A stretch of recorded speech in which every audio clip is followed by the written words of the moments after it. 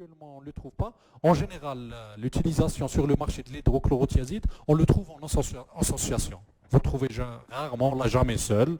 C'est comme par exemple le coaprovel, l'Itacan par exemple. Là, ils sont associés avec des ARA2. C'est ça. C'est rare où vous le trouverez seul, hydrochlorothiazide. Le seul, c'était l'Isidrex. L'Isidrex, actuellement, je pense qu'il est absent sur le marché. Il y a d'autres classes médicamenteuses, c'est l'Igrotan et Fludex, l'indapamide.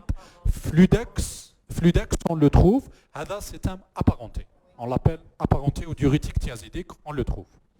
Ils inhibent la réabsorption du sodium sur la partie proximale du tube distal et au niveau du segment de dilution, on a dit que le pourcentage d'absorption c'est 6 à 8%. Voilà. On passe le tube collecteur, c'est ici. Tube collecteur, on a l'exemple, il regroupe deux classes. C'est l'amyloride.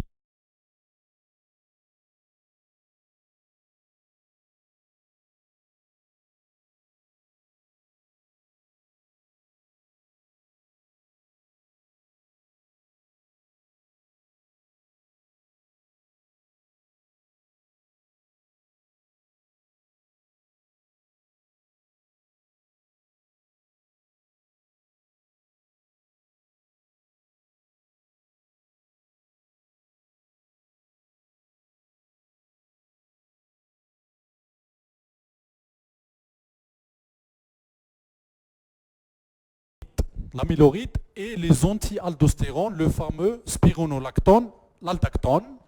On a d'autres classes, je pense que ça n'existe pas en Algérie, l'Inspra, je ne l'ai jamais croisé. Ils ont en commun la capacité de s'opposer à l'échange NA-K+. On va détailler les mécanismes.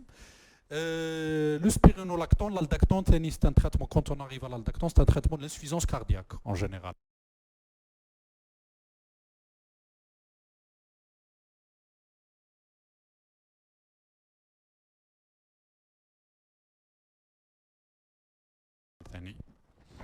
Voilà, on va détailler les mécanismes d'action des différents diurétiques. Est-ce que vous avez une question concernant le premier chapitre, classification des diurétiques? Donc on a dit 4 classes. Proximale, branche ascendante de l'anse de Henle, distale et épargneur du potassium qui agissent au niveau du tube collecteur. La principale réabsorption du sodium, c'est au niveau du tube proximal et la branche ascendante de l'anse de Henle. Donc on va détailler les mécanismes d'action. Avant de détailler les mécanismes d'action, il faut savoir que toutes les cellules qui transportent le sodium au niveau du tubule rénal, qui transportent le sodium, ils possèdent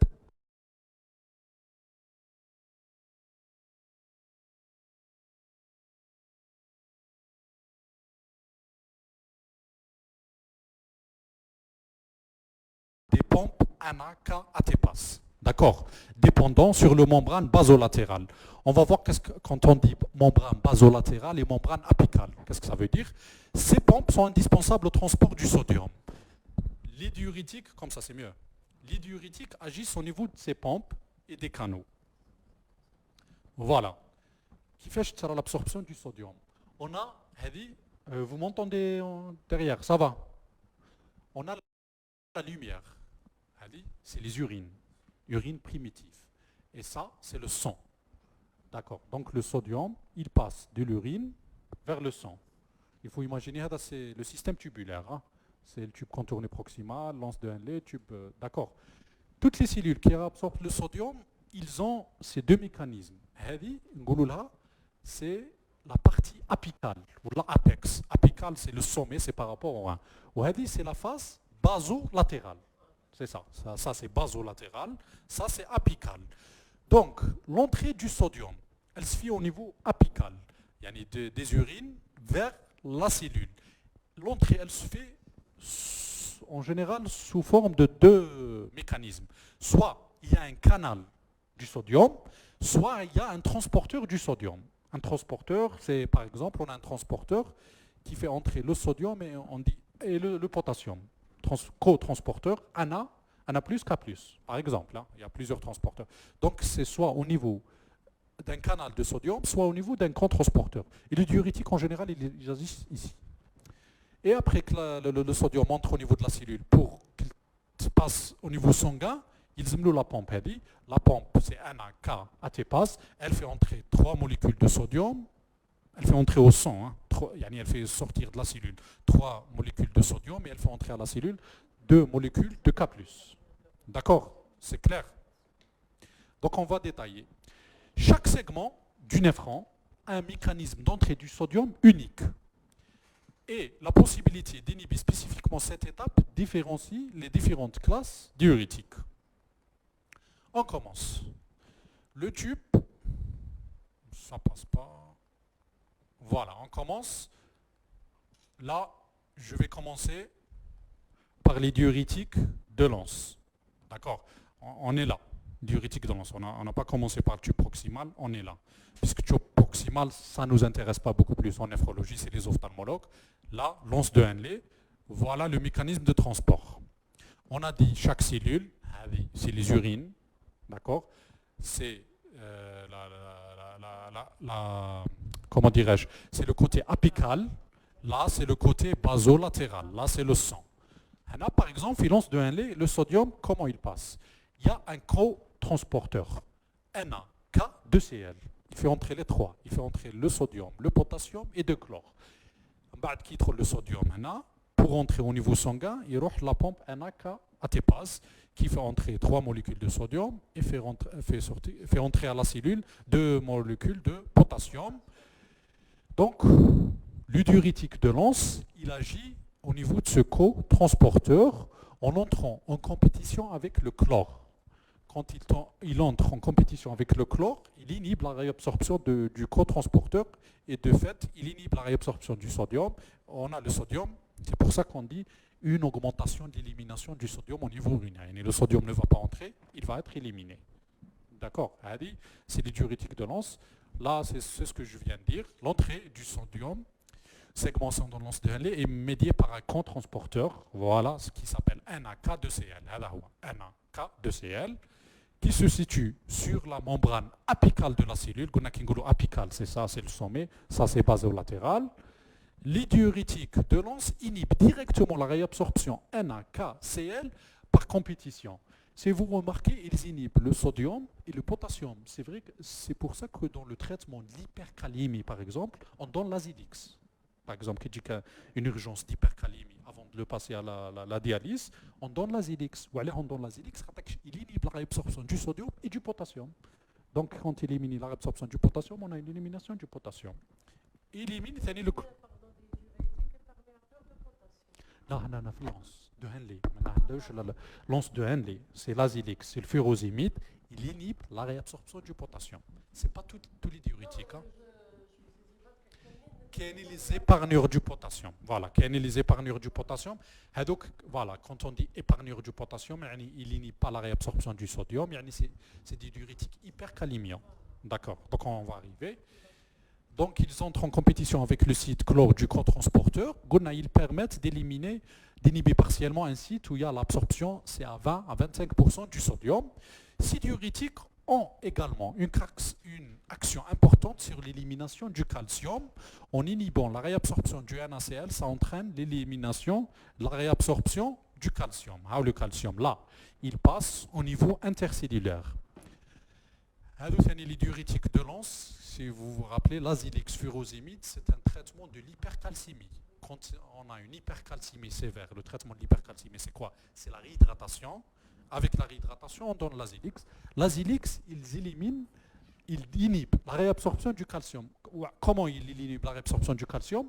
En général, quand on a le sodium au niveau urinaire, tous les électrolytes suivent le sodium. Quand on a le sel, le sodium avec un niveau élevé au niveau urinaire, c'est pour ça que l'hypercalcémie, on donne une réhydratation. D'abord, on augmente la diurèse, on donne l'azilix. Quand on donne l'azilix, il y a une augmentation de concentration de sodium au niveau urinaire. Quand il y a une concentration de sodium au niveau urinaire, tous les électrolytes vont suivre le sodium, que ce soit le potassium, que ce soit le calcium.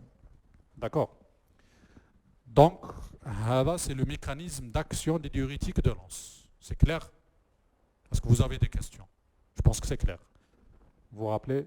NaK2Cl, il entre en compétition avec le chlore, il inhibe la réabsorption du sodium, il inhibe la réabsorption du potassium, il inhibe la réabsorption du calcium. Donc les 3 électrolytes sont éliminés. On passe à la classe des diurétiques thiazidiques. Thiazidiques, ils agissent ici. On revient sur le thème. C'est le tube distal. Où on dit l'azilix, il est plus fort comme diurétique par rapport aux hydrochlorothiazides, puisque le pourcentage de réabsorption du sodium, quand on va éliminer 25% de sodium. C'est 6 à 8, c'est des diurétiques, mais ils sont faibles. C'est pour ça, toujours en première intention, on commence par les thiazidiques. Quand les thiazidiques, ça ne donne pas, on arrive à un stade d'HTA sévère, d'OAP, d'insuffisance cardiaque, on passe au lazilix. Les thiazidiques, le mécanisme d'action, c'est toujours une histoire de cotransporteur. Au niveau du tube contourné distal, c'est le même schéma, sauf qu'ici, on a un cotransporteur Na+, chlore. Tout à l'heure, on avait Na+, K2Cl. Là, on a Na+, chlore. Les thiazidiques, ils entrent en compétition avec le chlore en diminuant la réabsorption du sodium. Kif kif, le sodium, il entre ici, et on a toujours, il y a la pompe Na+, K+, à tes passes. D'accord? Donc, au niveau du tube distal, l'entrée dans la cellule est médiée par un cotransporteur NaCl situé sur la membrane apicale. Voilà là. Pardon. Voilà la membrane apicale. D'accord? Les diurétiques thiazidiques inhibent directement la réabsorption du NaCl par compétition avec le site chlore du cotransport.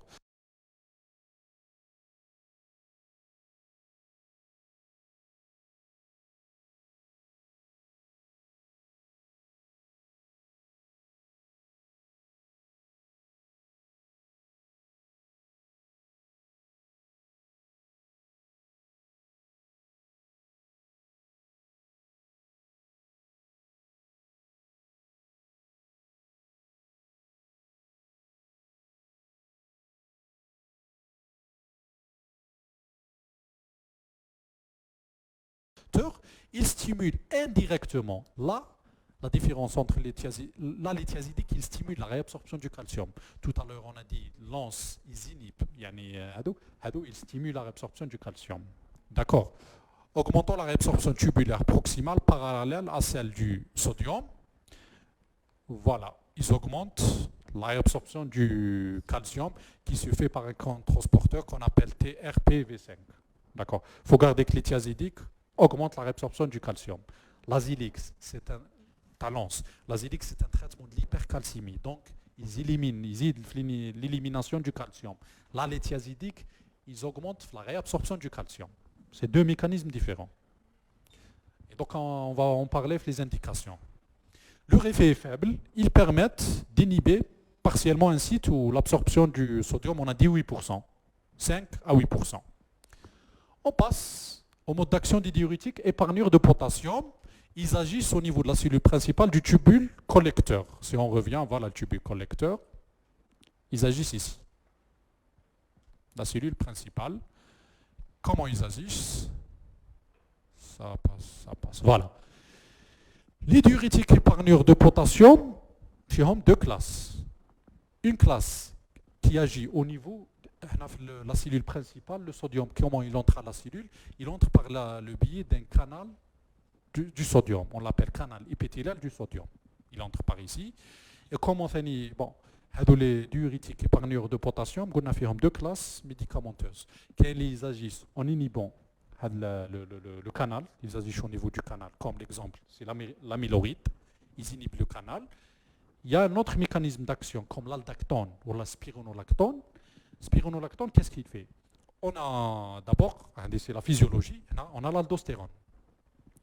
L'aldostérone, elle entre au niveau du cellule, la cellule principale du tube collecteur. Il y a ce qu'on appelle la transcription cellulaire et tout. Qu'est-ce qu'elle fait l'aldostérone? Elle augmente le nombre des canaux du sodium et elle augmente le nombre des pompes. Na+, K+, ATPase. D'accord. Donc l'aldostérone, le spironolactone, on l'appelle, le spironolactone, c'est un anti-aldostérone. D'accord. Donc il inhibe l'action, elle est là. Quand il inhibe l'action de l'aldostérone, donc on a moins de pompes Na plus qu'à AT-pas. L'entrée du sodium, elle dépend de ces pompes. Donc quand on a moins de pompes, il y a moins d'entrée du sodium. Et l'aldostérone, il a un mécanisme au niveau du canal du sodium. Le spironolactone, il inhibe cette action. D'accord. Donc on va détailler. Ils interviennent au niveau de la cellule principale du tube collecteur cortical. L'entrée du sodium filtré dans ces cellules est médiée par la présence d'un canal sodique sur la membrane apicale. Le canal sodique, donc le Na réabsorbé, ensuite excrété de la cellule par une pompe NAK plus dépendante sur la membrane basolatérale. La pompe, le sodium il est réabsorbé, en bas, on est côté basolatéral. D'accord. L'aldostérone, il augmente le nombre des canaux. C'est la physiologie. L'aldostérone, elle augmente le nombre des canaux sodés et de pompes Na plus qu'à AT-pas. L'aldostérone, physiologiquement, elle augmente le nombre de ces canaux et des pompes. D'accord. Donc, parmi les diurétiques épargneurs du potassium, on distingue l'amyloride qui bloque directement le canal épithélial sodique. L'amyloride, il travaille là, il bloque ce canal. On a les anti-aldostérones, le spironolactone, l'aldactone principalement, qui s'opposent à l'action de l'aldostérone en entrant en compétition avec le récepteur intracytolytique. Donc il faut garder que le spironolactone, c'est un anti-aldostérone. Voilà, en compétition aux minéralocorticoïdes. L'effet natriurétique de ces substances, il est faible. Le sodium, il est absorbé à 3% du sodium. C'est pour ça que quand on donne l'aldactone dans le traitement des diurétiques, ce n'est pas beaucoup plus par rapport à l'hypervolémie, on le donne dans l'insuffisance cardiaque, puisqu'ils ont une action antifibrosante. L'insuffisance cardiaque, quand on a un syndrome coronarien, une ischémie ou là, une fibrose myocardique.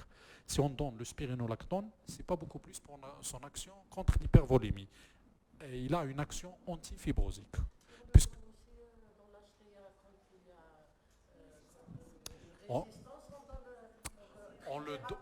on le donne le spironolactone quand on a une hyperaldostéronémie primaire. D'accord. Quelles sont les causes de l'HTA, les causes endocriniennes, l'hyperaldostéronémie primaire, on donne l'aldactone puisque c'est un anti-aldostérone. D'accord. Mais principalement, c'est l'insuffisance cardiaque. D'accord. Voilà, ils sont surtout, en général, quand on donne l'aldactone, utilisés en combinaison avec les thiazidiques pour prévenir la fuite de potassium.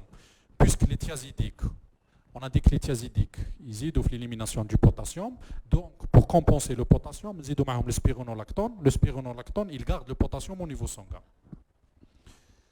Voilà. Est-ce que vous avez une question concernant le mécanisme d'action des diurétiques? On peut les donner, on peut les donner. On peut donner donc on va arriver les indications, on peut donner une association entre hydrochlorothiazide et spironolactone. Ça existe. Donc on va se rappeler, oui.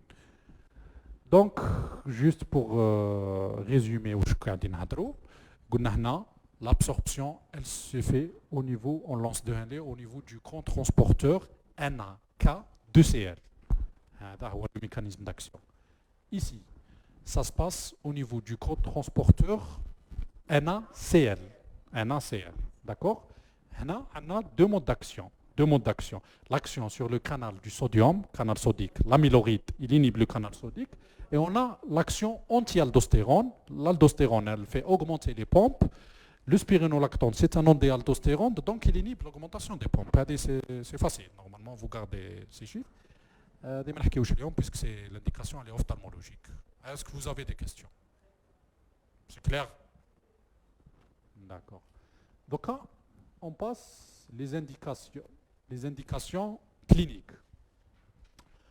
Quelles sont les indications que vous connaissez pour le traitement des diurétiques dans votre pratique quotidienne? Par exemple, syndrome œdémateux, OAP, HTA, insuffisance cardiaque, glaucome, oui, glaucome. Quand vous dites OAP, il faut dire, voilà, quand vous dites OAP, c'est tout ce qui est hypervolémie. Il y a une hypervolémie, c'est l'insuffisance cardiaque décompensée, la cirrhose décompensée, le syndrome néphrotique, l'insuffisance rénale avancée. Tout ce qui donne hypervolémie, on peut donner le diurétique comme traitement. Donc, on va voir principalement les indications. Voilà les indications. C'est l'insuffisance cardiaque, c'est l'HTA, c'est l'état de rétention sodée, c'est l'hypercalcémie, on l'a oublié, l'hypercalcémie majeure. Mais l'hypercalcémie, qui dit quoi l'hypercalcémie, le premier réflexe, c'est pas de mettre de l'eau diurétique, c'est tu le réhydrates. Le traitement d'hypercalcémie, c'est la réhydratation. Avant de penser à et traiter la cause de l'hypercalcémie. Cause de l'hypercalcémie, ça peut être une hyperparathyroïdie, ça peut être une lyse osseuse, une néoplasie, il faut traiter la cause.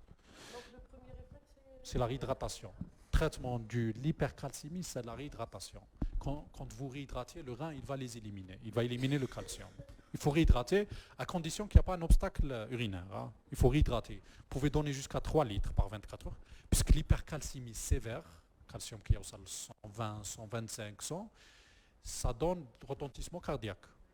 Si vous faites un ECG, l'hypercalcémie, ça devient une urgence vitale. Hein. 120, 130, ça donne des troubles du rythme, fibrillation auriculaire, fibrillation ventriculaire, c'est une urgence. Et l'hypercalcémie, c'est une indication à l'hémodialyse, comme l'hypercalémie. Si vous avez une hypercalcémie sévère, vous avez réhydraté, vous avez donné des diurétiques, ça n'a pas donné, il faut penser à l'hémodialyse. La dialyse. Alors, en pratique quotidienne, les hypercalcémies sévères, en néphron, nous avons le myélome multiple. Le myélome multiple, la maladie de Calais, on en voit beaucoup. Il dit qu'avec une insuffisance rénale, avec une hypercalcémie sévère, on commence les investigations. Un sujet âgé, on trouve un myélome multiple. Myélome multiple, ça donne des hypercalcémies sévères. Voilà. Les indications, c'est les lithiases urinaires récidivantes. Gardez cette indication, on va détailler avec hypercalciurie idiopathique. Gardez cette indication, on va dire pourquoi on donne les diurétiques et le glaucome. On va commencer par l'insuffisance cardiaque. Le traitement de la rétention hydrosodée de l'insuffisance cardiaque fait appel, on a dit, quand on arrive fait appel à un diurétique de Lens auquel peut être associé un thiazidique en cas d'œdème réfractaire. En général, quand on arrive à l'insuffisance cardiaque, c'est le diurétique de Lens, l'hydrochlorothiazide ou l'imandouhta. L'effet bénéfique des diurétiques a été renforcé par la démonstration que la spironolactone, l'aldactone, on peut commencer à la dose de 25, 50, 75, 100 mg l'aldactone. Il y a des patients qui marchent avec des doses de 75 l'aldactone.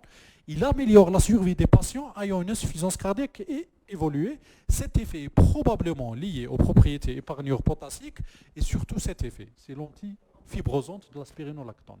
L'aldactone, il a une action, c'est prouvé par plusieurs essais, une action antifibrosante.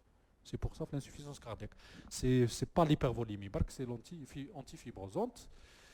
Il y a une autre classe des épargneurs de potassium, personnellement en Algérie, mais je ne sais pas ce que ça existe, qui s'appelle les plérénones. Plus récemment introduite, elle a moins d'effets secondaires. Comme puisque l'effet secondaire, si vous remarquez des patients sous spironolactone, c'est la gynécomastie chez les hommes. Il dit que non, mais il y a une gynécomastie. Direct, posez la question, est-ce que vous prenez l'aldactone ou là non? Il faut penser à ça. Et l'impuissance. Donc, cette classe thérapeutique, apparemment, elle a moins d'effets secondaires. Donc, on a dit l'insuffisance cardiaque. On passe à l'HTA. L'HTA, l'efficacité pour prévenir les complications de l'HTA. Les thiazidiques, ils figurent, je trouve les recommandations de l'HTA, parmi les 4 premières classes de première intention. On a les IEC ou la LARA2, on a les diurétiques thiazidiques, où on a les anticalciques et les bêta-bloquants. C'est parmi les 4, on peut commencer par le traitement de l'HTA par un diurétique de première intention, thiazidique, pour une utilisation première intention dans l'HTA commune. Les diurétiques, gardez ça, l'HTA, les diurétiques sont particulièrement efficaces chez les sujets noirs et les personnes âgées.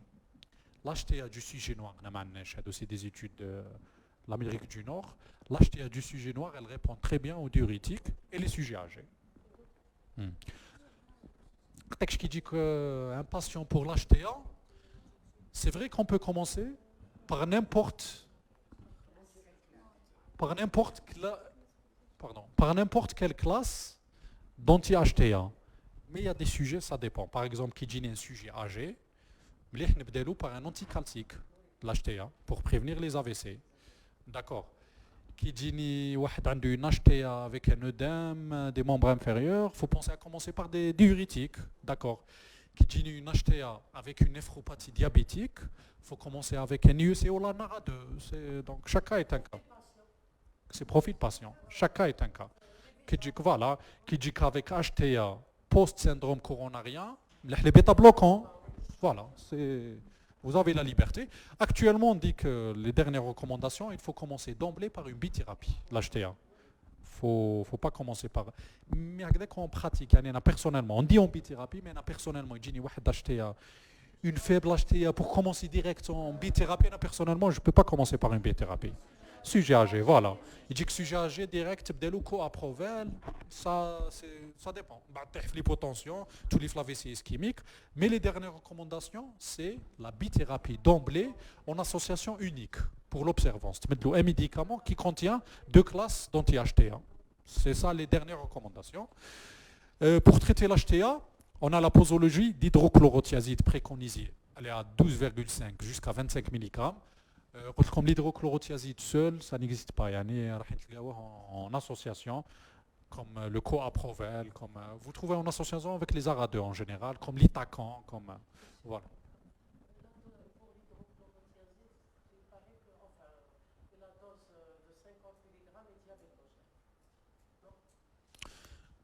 Je ne sais pas, mais c'est vrai que on va en parler. Tous les diurétiques, que ce soit l'azélix, que ce soit les diurétiques thiazidiques, ils ont comme effet secondaire important métabolique. Maintenant, le diabète, l'hyperglycémie et la dyslipidémie. Sauf l'indépamide. Voilà. Je ne sais pas l'hydrochlorothiazide, je ne sais pas, mais je sais que toutes les diurétiques donnent des effets métaboliques. L'hydrochlorothiazide à l'encours, oui. D'accord. 50 c'est une dose élevée. 50, bon, on utilise. D'accord. Ouais. D'accord. 50, ok, d'accord. Voilà, il est nécessaire de surveiller la kaliémie. Ou que surveiller la kaliémie, c'est à l'introduction du traitement des diurétiques. Par exemple, bon, l'hydrochlorothiazide, ما تخافوش. L'hydrochlorothiazide, mais dès que je n'ai pas calémie, l'azélix, une semaine, 15 jours après, il faut vérifier la calémie. Ça peut donner une hypocalémie. C'est pour les diurétiques de l'an, ça. Hydrochlorothiazide, non. Les associations préférentielles des diurétiques thiazidiques sont soit on les associe avec les épargnures de potassium, qui est malaldactone, soit les bloqueurs du système rénine-angiotensine, IEC ou LARA2. Dans notre pratique quotidienne, c'est l'association avec des ARA2.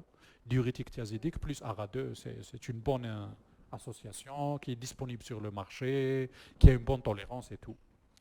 Cas particulier, donc on arrive dans notre domaine, la néphrologie, les patients en cas d'insuffisance rénale chronique sévère, DFG inférieur à 30, le stade 4 de l'insuffisance rénale, on donne des thiazidiques. Là, les thiazidiques ne sont pas efficaces. Quand on arrive à l'insuffisance rénale sévère, il faut donner l'azélix, furosémide. Thiazidique, il perd son effet l'insuffisance rénale avancée. Voilà, il perd son effet puisqu'on a une nécrose de la plupart des cellules tubulaires. Sur les cellules tubulaires, ou qui te met des thiazidiques, déjà qui te met un rein sain normal, il élimine 8% du sodium. Alors là, un rein malade, donc mais je ne même pas éliminer les 8%, il met 5%, 4%. Donc il faut taper fort, l'azélix. J'attire votre attention, les épargnures de potassium sont dangereux. Jamais te mettre aldactone chez une insuffisance rénale à cause de l'hypercalémie. Quelqu'un qui a une insuffisance rénale, il a déjà une hypercalémie. Il a un DFG à 30, stade 4, il a une hypercalémie. Attention, tu mets de l'aldactone. Là, tu as une hypercalémie à 5,5, tu mets de l'aldactone, tu mets la nature. Il y a un mois, il y a une hypercalémie sévère et il décède. Une hypercalémie, c'est un pronostic vital. Donc, aldactone égale contre-indication avec insuffisance rénale sévère. Il faut garder ce message, il est très important. Les diurétiques de Lens sont les seuls utilisés en cas d'insuffisance rénale. Les diurétiques de Lens, on peut commencer par l'azélix à 40 jusqu'à 500. Par exemple, les dialysés, les hémodialysés, on arrive à des doses de 1 g de l'azélix. Parce que les dialysés, l'insuffisance rénale commence avec une durée conservée. À l'évolution du temps, il devient olégurique. L'évolution naturelle de la maladie, il devient anurique. Donc là, on tape fort. On essaye de garder la diurèse au maximum. Un dialysé qui a une diurèse, un insuffisant rénal, ou un dialysé qui a une diurèse, ce n'est pas comme un insuffisant rénal qui n'a pas de diurèse. Un dialysé qui a une diurèse, il a une fonction rénale résiduelle. Mais au sérin, il 5 à 10%. Il faut les garder.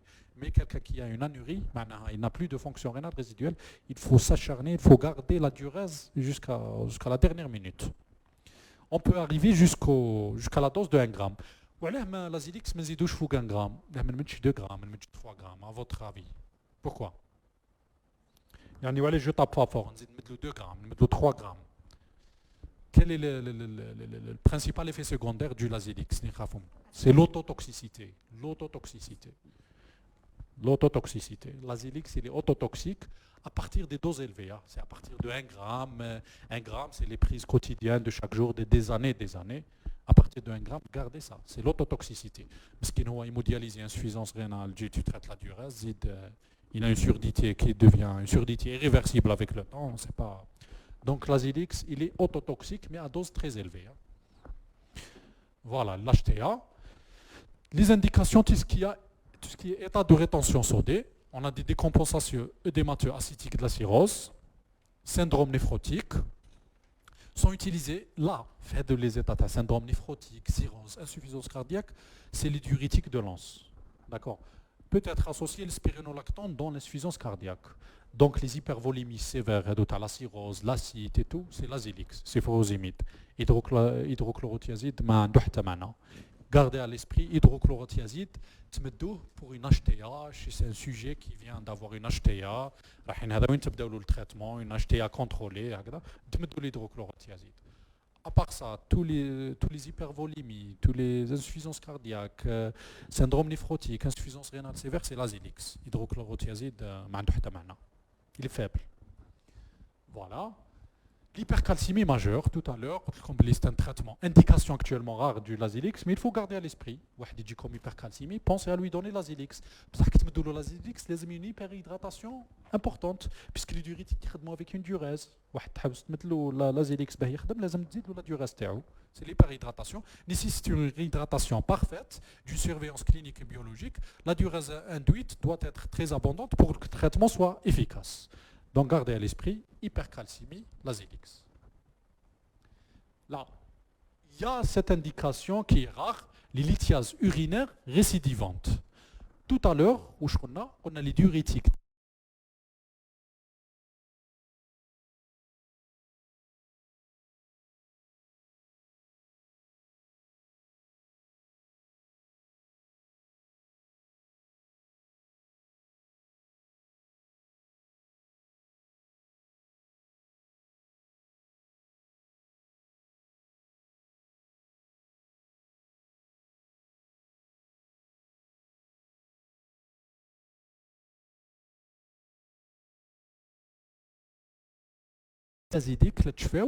Ils augmentent la réabsorption rénale du calcium.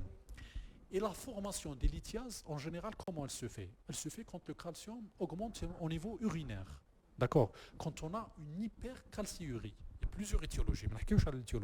Mais les urines, on a beaucoup de calcium. C'est le lit des lithiases urinaires. Il y a des microlithiases. On va des lithiases.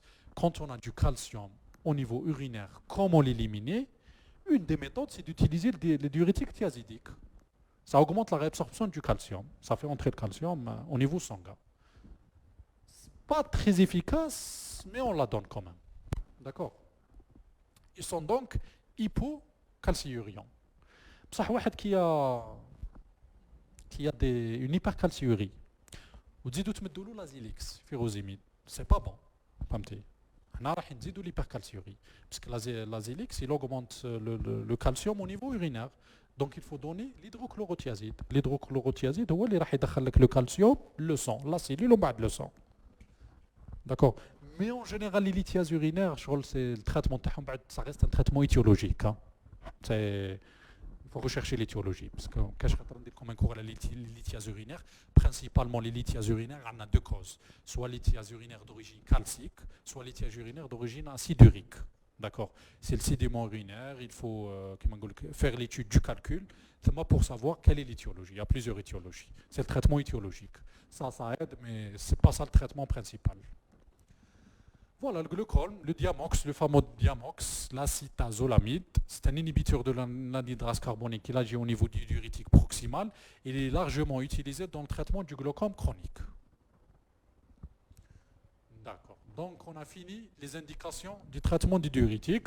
On fait un rappel. On a dit l'HTA, l'insuffisance cardiaque, l'hypercalcémie, les syndromes œdémateux, tout ce qui est syndrome néphrotique, cirrhose, hypervolémie, lithiase d'origine calcique récidivante et glaucome. D'accord. Est-ce que vous avez des questions concernant les indications? Je pense que c'est clair. Voilà, maintenant, les effets secondaires et les précautions d'emploi.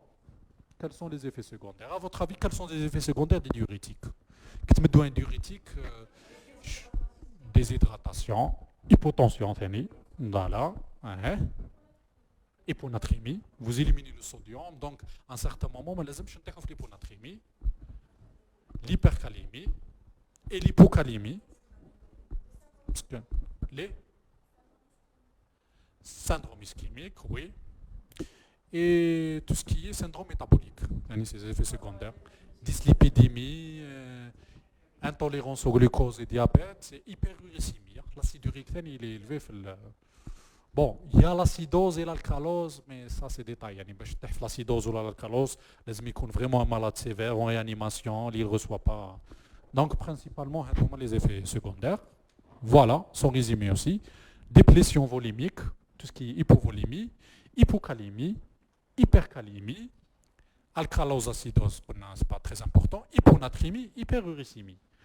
Donc on a une combat. Hypocalémie, il faut savoir que tous les diurétiques donnent une hypocalémie.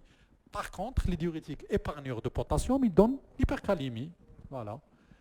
Déplétion volémique, tous les diurétiques donnent une déplétion volémique. Bon, acidose, alcalose, c'est pas très important, il ne faut pas trop ça d'accord. L'hyponatrémie, c'est en général, c'est les thiazidiques, l'hyponatrémie. L'hyperuricémie, c'est oui. Voilà. L'hyperuricémie, c'est les thiazidiques et diurétiques de l'anse. L'azélix, il donne une hyperuricémie plus importante, hein, l'azélix. On va détailler les effets secondaires. La tolérance générale des diurétiques, en général, elle est excellente. En général, les patients sont diurétiques, la tolérance elle est excellente. Cependant, il faut garder à l'esprit qu'il y a des effets secondaires à surveiller, comme l'hypocalémie, déshydratation, hyponatrémie, hypercalémie, hypomagnésémie, donc effet métabolique. On commence par l'hypocalémie. L'effet hypocalémiant est surtout observé les diurétiques proximaux. Tout à l'heure, on a dit l'absorption du potassium se passe beaucoup plus au niveau proximal, c'est 60%. Donc les diurétiques proximaux, comme le fameux diamox ou le mannitol. Donc des hypocalémies sévères. Les diurétiques de l'anse ou la lithiazidique, c'est pas... L'anse, il faut surveiller. L'azélix, qui est ou l'azélix en impatient, il faut surveiller la calémie. Thiazidique, il ne faut pas vous inquiéter. La mesure de la calémie, elle est importante quand on commence, avant tout traitement, et quand on commence le traitement par diurétique. Une calémie est égale ou inférieure à 3,5, l'hypocalémie, impose une compensation par des aliments riches en K+, et surtout la jonction d'un diurétique épargneur de potassium. C'est les causes d'hypocalémie, par exemple, des vomissements, des issues diurétiques, des vomissements, il a deux facteurs favorisant l'hypocalémie. D'accord. Voilà. Déshydratation et hyponatrémie. L'hyponatrémie, elle est liée à l'utilisation, on a dit, de tout natriurétique ou la diurétique, mais souvent chez les diurétiques thiazidiques du sujet âgé. Ou hyponatrémie, par exemple, un sujet âgé qui a une diarrhée, qui a un syndrome infectieux, qui a les fortes chaleurs. Sur le dire une hyponatrémie, il faut vraiment des facteurs favorisants importants. Mais dès que hyponatrémie, parce qu'en général, le rein, il s'adapte à tout. Il s'adapte, s'il y a une hyponatrémie, il va commencer à augmenter la réabsorption du sodium, à diminuer l'élimination du sodium. Quand est-ce que le patient est l'hyponatrémie? Quand le rein il est dépassé. Il y a une diarrhée importante, une insuffisance rénale fonctionnelle, il y a une altération rénale. Là, c'est le lit des hyponatrémies. Un malade qui est en réanimation, qui ne mange pas de sel, il est intubé, ventilé 15 jours, il n'a pas d'apport de sel, on s'inquiète. Voilà. Une insuffisance rénale fonctionnelle secondaire, Qu'est-ce qu'il a? Une insuffisance rénale fonctionnaire secondaire à la déshydratation extracellulaire, éventuellement aggravée par la coprescription d'un IEC ou la RNA2. Les gens qui ont assisté la dernière fois le cours, quand on commence un traitement par IEC ou la RA2, au début, on a une petite augmentation de la créatinine. D'accord. Ils veulent parler de ça. C'est l'efficacité du traitement. Voilà. Donc, quelqu'un qui a une insuffisance rénale fonctionnelle avec déshydratation, vous venez de commencer l'IEC et la RA2, il peut présenter une hyponatrémie. Gardez à l'esprit l'hyponatrémie وحدها ما تجيش لازم يكون كاين un facteur favorisant, sujet âgé, il a une diarrhée, il y a une forte chaleur, une déshydratation, syndrome infectieux, hospitalisé en réanimation. Voilà. Sinon l'hyponatrémie seule, un rein sain, il s'adapte. L'hypercalémie, plusieurs facteurs augmentent le risque d'hypercalémie. Qui sont? L'hypercalémie, on a dit, on la trouve. Docteur Say, on la trouve, l'hypercalémie, c'est fluide diurétique épargneur de potassium. Mais kif, les en général, une cause, quelqu'un de sain, normal, تمدلو l'aldactone, ماهوش راح يدير لك l'hypercalémie. وقتاش يدير لك l'hypercalémie؟ لا عنده une insuffisance rénale. Et encore, une insuffisance rénale sévère. هنا يدير لك l'hypercalémie. لا عنده une néphropathie diabétique. Néphropathie diabétique, وراه sous IEC ou la ARA2. Les IEC ou la ARA2, c'est des médicaments hypercalémiants.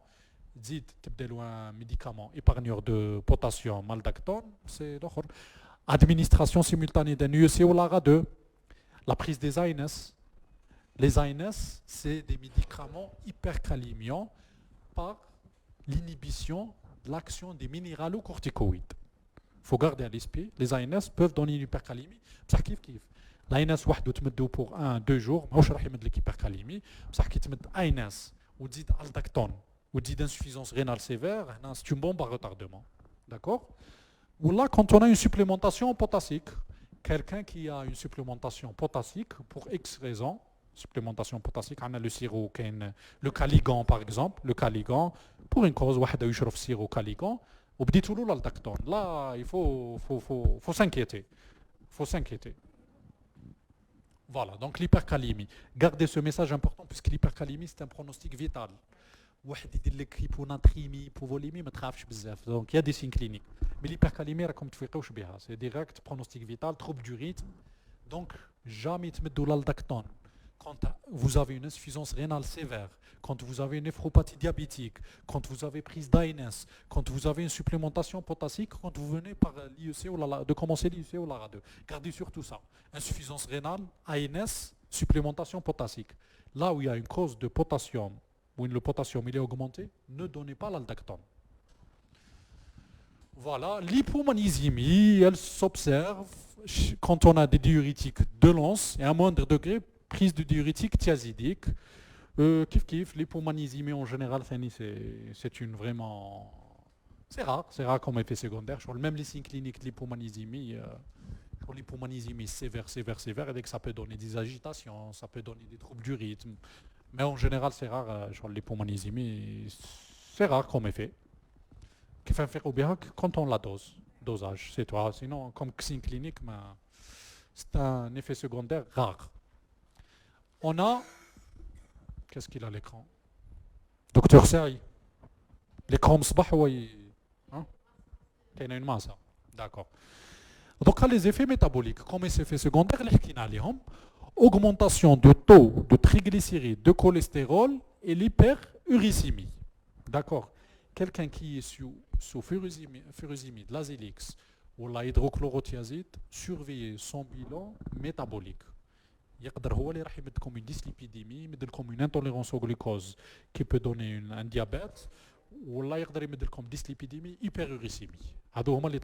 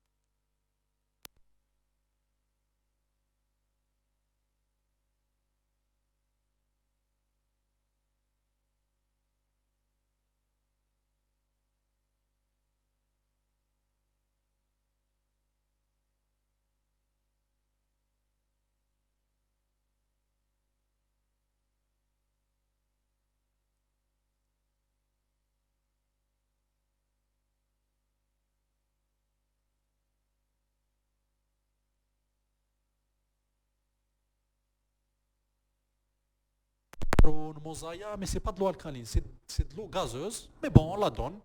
Les patients en général, ils disent la véritable eau alcaline de la Tunisie, de France. Là. Pensez à ça, quand vous avez une goutte, voilà une hyperuricémie, naqsou l'apport des protéines, les viandes rouges et les œufs, mettez l'eau zélorique ou mettez de l'eau alcaline. Alors personnellement, les patients, une fois par semaine, il faut boire de l'eau gazeuse, de l'eau Vichy, puisque il y a du HCO3 qui travaille la composition tazoua, il y a du HCO3, mais ce n'est pas de l'eau alcaline, c'est de l'eau gazeuse. Mais ça a un effet. Jusqu'à normalisation du traitement de l'acide urique. Vous pouvez arrêter avec surveillance. Recommencer. Mais c'est surveillance. واحد qui a une goutte راك تشوفي فيه chaque 3-6 mois. هذه هي quand l'acide urique il trouve une valeur normale, peut-être que le malade il a fait son régime. Peut-être que c'est le régime وحده qui a suffi le zélorique. D'accord. Le patient, s'il lâche son régime, il dit qu'après 3 mois, ça dépend. Je ne pourrais pas dire avis ou l'ahadik, mais c'est, on va dire, comme les statines pour la dyslipidémie. Les statines en général, avis, mais les statines, on peut. On peut les arrêter. Voilà, c'est la même chose comme Zyloric. On peut l'arrêter. Parce que Zyloric, 2 effets secondaires de Zyloric, il est néphrotoxique. Ça peut donner une insuffisance rénale par mécanisme immunoallergique. Ou ça donne des allergies cutanées, je ne sais pas les ch'tons, mais des allergies cutanées très graves. On a des patients sous Zyloric, surtout au début. Sous Zyloric une semaine, ou un terrain atopique, il donne des allergies très graves. Je vois les 2 effets. Mais il est néphrotoxique, ou qu'il est néphrotoxique, qui a déjà une insuffisance rénale. C'est... En général, quand on a une insuffisance zylorique, on le donne à raison de 200 mg par jour. C'est des comprimés de 200 mg. Quand quelqu'un il a une insuffisance rénale avancée, une clairance inférieure à 30, on diminue déjà la dose. On diminue à 100, puisqu'on sait qu'il est néphrotoxique, un comprimé. D'accord. Je crois que le zylorique, ce n'est pas un médicament anodin. On ne peut pas sous zylorique ou roh. Il a l'effet néphrotoxique et les allergies cutanées. Voilà, donc on a dit les effets métaboliques. L'hyperuricémie, toute thérapeutique diurétique en dehors du spironolactone. Le spironolactone ne donne pas, s'accompagne d'une élévation de l'uricémie. Autre effet secondaire, accident allergique sous-thiazidique. Comme tout médicament peut donner des allergies, les thiazidiques peuvent donner des allergies, mais personnellement, dans ma pratique quotidienne, je n'ai jamais vu d'allergie au thiazidique. Mais bon, ça peut exister. Je ne sais pas ce que vous avez vu déjà. Jamais je une allergie au diurétique. La gynécomastie, par contre, on la voit chez les hommes. Troubles menstruels chez la femme sous spironolactone. On les voit, elle est fréquente. Gynécomastie chez l'homme. Quel est le traitement? En général, il faut arrêter le spironolactone. C'est pas un il faut l'arrêter. Si la gynécomastie elle est gênante, mais il faut. Mais qu'il y ait un cardiopathe, ou les spironolactone avec fraction d'éjection inférieure à 30. On n'arrête pas le spironolactone. Il va faire un OAP cardiogénique. Il vit avec une gynécomastie, il vous fait un OAP cardiogénique. Mais gardez, homme, gynécomastie, posez toujours la question, est-ce qu'il est sous aldactone ou là non? Interaction, en psychiatrie, les diurétiques, ils diminuent la clairance du lithium. Lithium, les troubles bipolaires. Je pense que ça n'existe pas en Algérie, je pense, parce que des amis psychiatres qui disent apparemment le lithium n'existe pas, ce qui nécessite un contrôle du taux plasmatique. Ça peut augmenter le taux du lithium. Voilà. Là, on arrive diurétique et insuffisance rénale. En cas de DFG inférieur à 30, oubliez l'aldactone, spironolactone, ça devient dangereux. Il faut donner l'azilix, furosémide. Les diurétiques thiazidiques perdent leur efficacité en cas d'insuffisance rénale. Les diurétiques distaux exposent au risque d'hypercalémie grave et contre-indiqués chez l'insuffisance rénale sévère. Donc seuls les diurétiques de l'ANS gardent leur efficacité et sont licites. Il peut être nécessaire d'utiliser une forte posologie pour obtenir un croissement de la nutri-RS. Attention au risque d'autotoxicité. Même la Zilix qui est en insuffisance rénale sévère, le 40 mg, qui a une clairance inférieure à 30, ou le malade sur le dégarbe la dialyse, le 40 mg, il faut 80, 120, 250, 500, fait 1 gramme. Voilà. Donc voilà. Est-ce que vous avez des questions concernant les effets secondaires? Les effets secondaires, on résume. hypocalémie, hypercalémie, hyponatrémie, effet métabolique, dyslipidémie, acide urique, gynécomastie chez l'homme, diabète ثاني trouble menstruel chez la femme, insuffisance rénale inférieure à 30, on ne donne que l'Azilix. Maintenant, les effets secondaires, c'est facile. D'accord. On passe au point fort. À retenir, c'est un résumé de tout ce qu'on vient de dire. Le fameux Diamox, le site d'action TAO, c'est le tube proximal, il inhibe l'anhydrase carbonique. Principale indication, gardez le glaucome. Le glaucome, principale indication. Diurétique de lance, l'Azilix. Le siège d'action, c'est l'anse d'Henle, la lance ascendante. Il inhibe le cotransporteur NA-K2Cl. Là où il y a 20 à 25% de l'absorption. Donc, dans votre pratique quotidienne, l'Azilix, le traitement, c'est le diurétique le plus fort. Ils sont forts, c'est vrai, les proximaux, mais c'est indication ophtalmologique. Donc, l'Azilix, c'est le plus fort, suivi de thiazidique, suivi d'un épargneur de potassium. Les indications de l'Azilix, c'est syndrome édémateux, HTA, insuffisance cardiaque, tout. Principal effet secondaire qui te met un patient sous l'Azilix, surveillez, attention à l'hypocalémie. Attention à l'hypocalémie, surtout qu'il y a des vomissements ou la cause où il ne mange pas, d'accord. Et l'hyperuricémie. Les thiazidiques, ils agissent au niveau du tube distal, ils inhibent le cotransporteur NaCl, absorption faible, c'est des faibles diurétiques, 5 à 10%. L'indication, c'est en général, dans nos pratiques quotidiennes, c'est l'HTA. Donc, même syndrome édémateux et c'est l'Azilix en général. Principale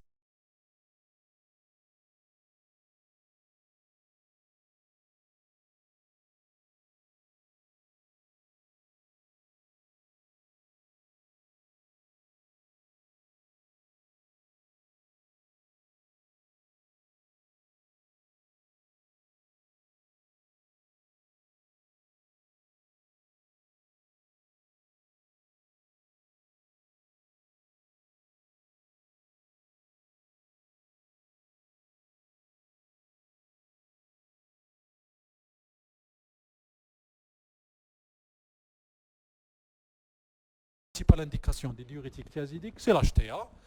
Attention à l'effet l'hypocalémie, l'hyponatrémie, l'hyperuricémie. Je dirais attention à l'hyponatrémie chez les sujets âgés qui est déshydraté ou qui a un syndrome infectieux et l'hyperuricémie. Tous les diurétiques, de toute façon, il faut surveiller l'hyperuricémie. Épargneur de potassium, c'est au niveau du tube collecteur cortical. Ils ont deux mécanismes d'action. On a dit anti-aldostérone ou bien blocage du canal épithélial sodique. Ils ont une faible élimination du sodium. Les principales indications, syndrome édémateux, avec hyperaldostéronisme, voilà, c'est l'insuffisance cardiaque, tout court, d'accord. Comme effet secondaire, hypercalémie, attention, l'aldactone, il donne une hypercalémie quand on a une insuffisance rénale sévère. Attention, attention, attention. Gynécomastie chez l'homme. D'accord. C'est clair. Je pense que c'est clair. Dans votre pratique quotidienne, donc tu as un diurétique. Il faut penser aux effets secondaires. Voilà, par exemple, il dit que quelqu'un qui a une HTA, qui a un syndrome édémateux au niveau des membres inférieurs et qui est déjà sous 2 ou 3 classes anti-hypertenseurs. Comme diurétique. Logiquement, l'Azilix, furosémide, logiquement. Il y a 3 classes d'anti-HTA. Je ne sais pas. Il y a 3 classes d'anti-HTA et il y a des œdèmes des membres inférieurs. Sur le patient, on sait que son HTA est avancée. Ce n'est pas une HTA débutante. Sous 3. Voilà. Vous avez pensé à donner un diurétique pour le syndrome édémateux. Où je te dis, l'Azilix. Là, c'est l'Azilix. Vous pouvez laisser. Vous laissez. Vous pouvez laisser. Je crois déjà, vous avez l'hydrochlorothiazide, il n'est pas efficace. Vous rajoutez l'action de l'Azilix. Oui, c'est pas. Vous pouvez l'enlever. Mais en général, la pratique quotidienne, vous ne pouvez pas l'enlever. Sous classe médicamenteuse, sous association. Sous coaprovel. مي شغل ما ظليش تقولي له نحي كوا بروفيل ندخل لك لا بروفيل ونزيد لك لا زيليكس خليه سو كوا بروفيل et rajouter la zilix vous avez le droit normal d'accord tu comme une insuffisance cardiaque avancée fraction d'éjection à 30% il fait des OAP cardiogéniques là en général il est chez le cardiologue d'accord là on commence le spironolactone d'accord pour son effet antifibrosante il dit comme un patient qui a des œdèmes avec un DFG de son insuffisance rénale qui est avancée inférieure à 30. On a mis de la Zilix. Spironolactone, c'est une faute très grave. Je relève le malade. Mais ne mettons l'hydrochlorothiazide. Puisque ce n'est pas efficace, mettons la Zilix. Voilà, chaque. Et les QCM, donc ils vont détailler ça. Voilà. On arrive à la fin au QCM. Premier QCM. Quelles sont les indications des diurétiques de l'ANS? On va discuter ça ensemble. Insuffisance cardiaque globale, oui ou non? D'accord. Je garde votre réponse. HTA essentiel en première intention? Non. Syndrome néphrotique? Oui ou non? Hein? Il y a une objection et il discute. Où est le débat? Non? Oui. D'accord. Donc, syndrome néphrotique, oui ou non? C'est une indication ou non? Oui, on va dire oui. L'hyperaldostéronisme primaire? Non. Hyperaldostéronisme primaire, il me donne l'aldactone. Syndrome édémateux chez insuffisant rénal chronique? Oui. Donc, vous avez raison, il y a 3 réponses. Insuffisance cardiaque, syndrome néphrotique, syndrome édémateux, c'est clair, je pense. Est-ce que vous avez une question? C'est clair. Syndrome néphrotique, chouïa. Syndrome néphrotique, il a des œdèmes. Quelqu'un qui a un syndrome néphrotique, la définition elle est biologique. C'est l'albumine inférieure à 30, protéines totaux inférieures à 60 et protéinurie des 24 heures supérieure à 3 grammes. Quand on a un patient, en général, on a des œdèmes, syndrome néphrotique. Là où la protéinurie, il faut que 3 grammes. L'albumine inférieure à 30, en général, le patient il a des œdèmes. D'accord? Des diurétiques. Deuxième QCM. Il est plus compliqué. Quelles sont les propositions exactes concernant les modes d'action des diurétiques? On va discuter ensemble. Les diurétiques de l'ANS. Ils agissent en inhibant le cotransporteur NAK2Cl situé sur la membrane apicale des cellules du tube contourné proximal. Vrai ou faux? Faux. C'est pas le tube contourné proximal. C'est l'anse de Henle. C'est la branche ascendante de l'anse de Henle. هذه كل صحيحة. Co-transport NAK2Cl صح pas tube proximal. Tube anse de Henle. Tube proximal, c'est le diamox. Les diurétiques de l'anse, ils permettent d'inhiber partiellement un site de réabsorption de 20 à 25% du sodium. Vrai ou faux? Vrai, c'est vrai. Les diurétiques thiazidiques, ils inhibent le cotransporteur NaCl, situé sur la membrane apicale des cellules du tube contourné distal.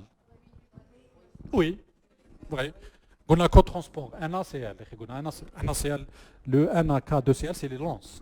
Donc, les thiazidiques, on a NaCl. Les thiazidiques, oui, ils agissent au niveau du tube contourné distal. C'est vrai. Spironolactone et les plérénones s'opposent à l'action de l'aldostérone. Oui, c'est des anti-aldostérones. En cas de prescription de traitement diurétique, il est inutile de diminuer les apports sodés.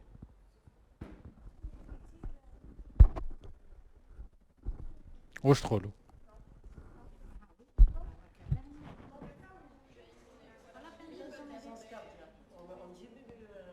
بس انا قال لي inutile. On va voir la réponse. C'est non. Donc on va comme là. Bon, on a dit les diurétiques de l'anse 20-25%. هذه الاولى قلنا غلطه puisque فيها tube contourné proximal. صحيحه. L'écran donc il y a un problème d'écran. هنا وراهي لا فوت كي قال il est inutile. هو il est utile. تك تمد له ان ديوريتيك راك تمد له ان ديوريتيك ديجا ليه مديت له ديوريتيك راح تقول له ريجيم ايبوسودي فهمت مش تمد له واحد ديوريتيك وتقول له روح كل ملح كيما تحب او كاين الديوريتيك ما تخافش ديجا قبل ما مديت له ديوريتيك راني قلت له نقص الملح دا يلفو ريستريكسيون هيدروسودي ومن بعد مد ديوريتيك دونك انا واش حاب يقول لك شغل كي تمد ديوريتيك راك متكل على الديوريتيك ما تهضرش على الملح مره نو يلفو بارلي لازم ريجيم ايبوسودي فهمتي ها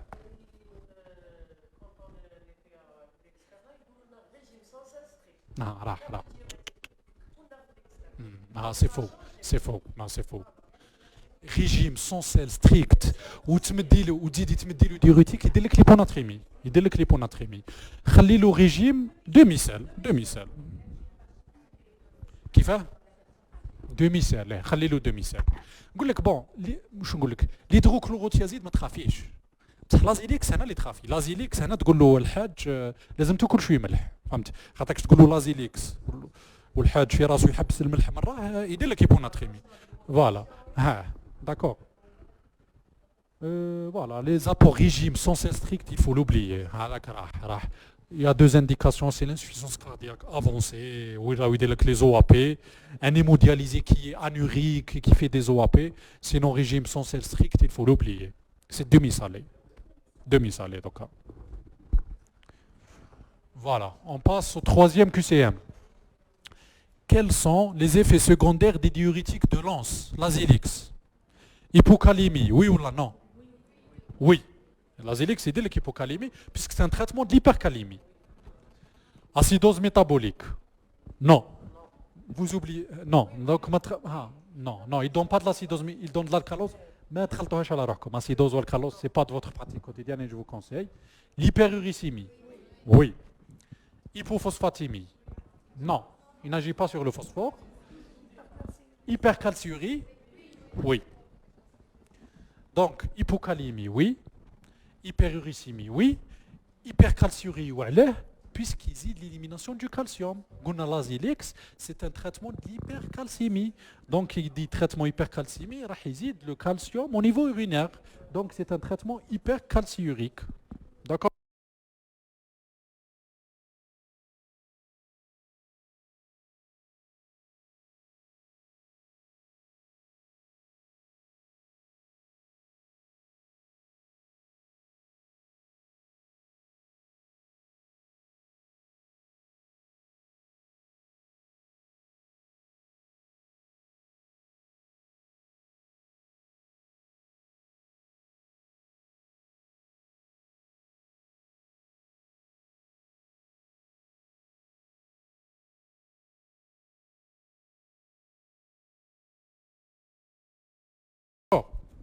C'est clair?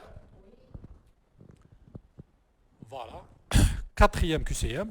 Quels sont les effets secondaires des diurétiques thiazidiques? Hyponatrémie. Oui. Guna hyponatrémie, sujet âgé thiazidique. Avec des facteurs. Donc oui. N'importe quel diurétique, il a un effet secondaire hyponatrémie. Il faut cocher oui. Parce que tous les diurétiques, le mécanisme d'action, diurétique, l'élimination de l'eau et du sodium. Donc ils sont tous hyponatrémiques. D'accord. Alcalose métabolique. Vous oubliez l'alcalose. Hyperuricémie. Thiazidique, il donne l'hyperuricémie. On a dit tous les diurétiques donnent l'hyperuricémie, mais beaucoup plus l'Azilix. Insuffisance rénale fonctionnelle.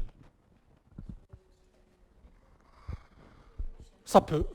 Tout diurétique, il y a une insuffisance rénale fonctionnelle, avec des facteurs favorisants. Un sujet âgé, sous thiazidique, ou la chaleur, ou déshydraté, il y a une insuffisance. C'est pas le thiazidique qui est c'est l'Azilix, mais il peut. Hypercalciurie. Non, on a hypocalciurie. Donc on a dit hyponatrémie, donc alcalose, comme déjà si vous regardez hyponatrémie, hyperuricémie, c'est parce que l'alcalose ou l'acidose, c'est des malades de réa. Mais comme je te dis, d'accord. Diurétique thiazidique, on a dit hyponatrémie, alcalose, hyperuricémie, tous les diurétiques donnent l'hyperuricémie, insuffisance rénale fonctionnelle. C'est clair. Donc on arrive au dernier QCM. Quels sont les effets secondaires possibles des diurétiques anti-aldostérone, aldactone? Hypercalémie, oui ou là non? Oui. Qui تخرجوا اليوم gardez à l'esprit l'aldactone يمد l'hypercalémie il est dangereux en cas d'insuffisance rénale ما تنساوش.